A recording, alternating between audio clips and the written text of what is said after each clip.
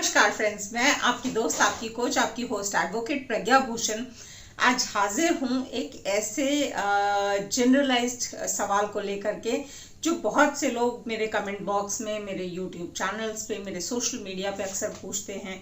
और वो सवाल ये है कि अक्सर बहुत से पुरुष भी और महिलाएं भी ये सवाल पूछते हैं कि अगर वो शादीशुदा हैं, वो ऑलरेडी मैरिड हैं, तो क्या वो गर्लफ्रेंड या बॉयफ्रेंड के साथ संबंध रख सकते हैं? क्या उनका एक्स्ट्रा मैरिटल अफेयर हो सकता है? क्या वो अपनी शादीशुदा होने के बावजूद किसी और के साथ लिव इन रिलेशनशिप में रह सकते हैं? क्या वो किसी और से शादी कर सकते हैं एक शादी के एग्जिस्टिंग होते हुए?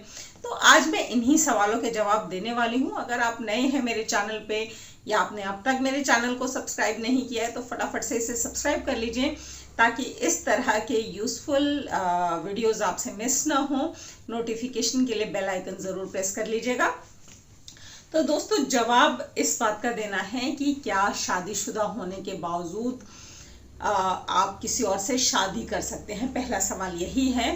तो इसके लिए मैं इस तरह से जवाब देना चाहूंगी कि इंडियन लॉ में आईपीसी यानी कि इंडियन पीनल कोड में सेक्शन 494 है जो ये कहता है कि अगर आप ऑलरेडी शादीशुदा हैं और शादीशुदा होने के बावजूद किसी और से शादी करते हैं और अगर ये दूसरी शादी लॉ के हिसाब से वॉइड एब इनिशियो है, यानी कि वॉइड है, मान्य नहीं है, इनवैलिड है, तो उस केस में फर्स्ट शादी आपकी ऑलरेडी है और फिर भी आप दूसरी शादी करते हैं और फर्स्ट शादी होने की वजह से या आपका हस्बैंड या फिर वाइफ ऑलरेडी जिंदा होने की वजह से, एग्जिस्टिंग होने की वजह से आपकी ये दूसरी शादी अगर वॉइड मानी जाती है, उस केस में आपको सजा हो सकती है, जो कि आपको कैद हो सकती है, 7 साल तक की कैद हो सकती है या फिर आप पे फाइन भी इम्पोज किया जा सकता है। तो as per section 494 of IPC this is a criminal offence. अब यहाँ पे बात आती है कि दूसरी शादी किस केस में वॉइड है, किस केस में नहीं है। तो इसके लिए बहुत सारी चीजें हैं दोस्तों कि अगर आप हिंदू मैरिज एक्ट की बात करें तो हिंदू मैरिज एक्ट में अगर आपके पहले पति या फिर जो वाइफ हैं वो जिंदा हैं, वो एग्जिस्टिंग हैं, उनसे आपने तलाक नहीं लिया है, तो दूसरी शादी जो है वो मान्य होगी ही नहीं। वो एक इलीगल शादी होगी, वो इनवैलिड होगी, वो वॉइड होगी। यानी कि अगर आपकी पहली शादी हिंदू मैरिज एक्ट के तहत है तो दूसरी शादी आपकी वॉइड एब इनिशियो है और इस केस में अंडर सेक्शन 494 ऑफ आईपीसी आप एक क्रिमिनल ऑफेंस कर रहे हैं। यही चीज स्पेशल मैरिज एक्ट में भी लागू होती है, लेकिन कुछ धर्मों में एक से ज्यादा शादियां करना अलाउड है, शायद 4 शादियां करना भी उसमें अलाउड है। तो उस केस में अगर उनकी पहली वाइफ एग्जिस्टिंग भी है तो भी दूसरी शादी जो है उनकी अमान्य नहीं है, इनवैलिड नहीं है, वॉइड नहीं है, तो उनके ऊपर ये सेक्शन 494 आईपीसी लागू नहीं होता है। तो ये तो बात हो गई दूसरी शादी करने की।